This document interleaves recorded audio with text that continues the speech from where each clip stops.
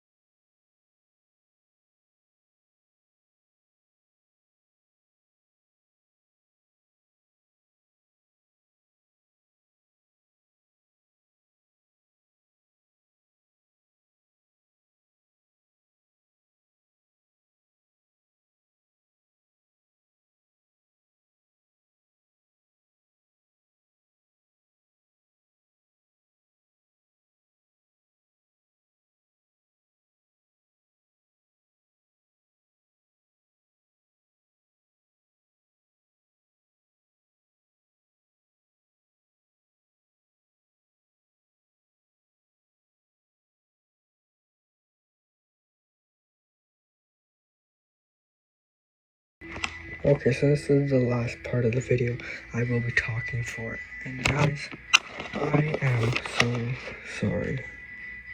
I'm so sorry to have done this, and I just forgot. So, I made you guys a mistake. I made a mistake. And now, ignore the background sound, but I made a mistake, and I'm so sorry. So, before, the relay used to be facing up that way, and now it's not. So, let me show you what to do.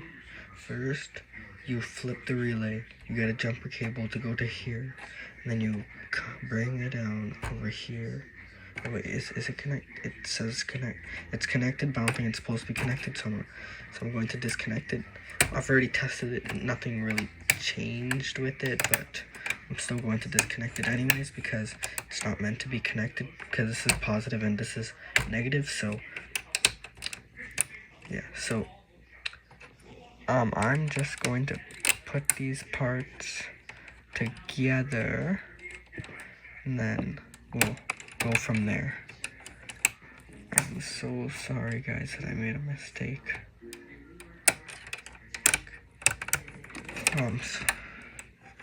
Sorry, it's just hard for me to work with the camera in one and then my hand in the other, because the spot I'm working in is, okay, there we go. So yeah, so have it come down like this, like so, then put a 1 here, and put a 2 here, and when you're done, you just grab your capacitor bank, and then you put it here. You're on like so. And then if you do the same thing that I did at the beginning, where like I only used LEDs, it's not going, the relay is going to sound different. So I would put your horns in first and then go from there. But I'm so sorry I made a mistake, and here's what it looks like now. Oh, what I do now. Oh, there we go. A little bit of a delay. Oh yeah, because I have the fire alarm system set on too low, so like it's hard for it to like recognize that it's going off. So the red one's the horn, the white one's the whatchamacallit, the strobe.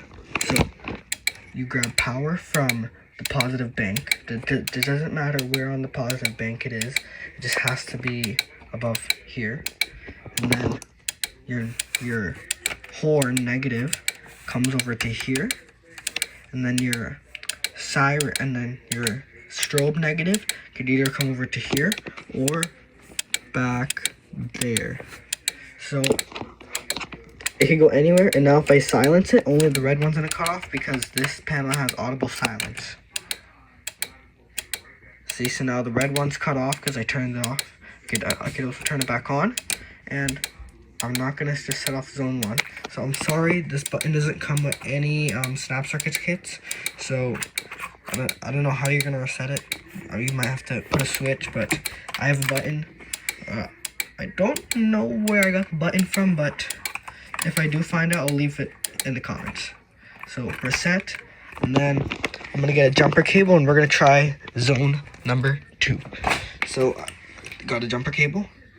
Now let's just try out zone number 2. It's gonna take a minute. There we go.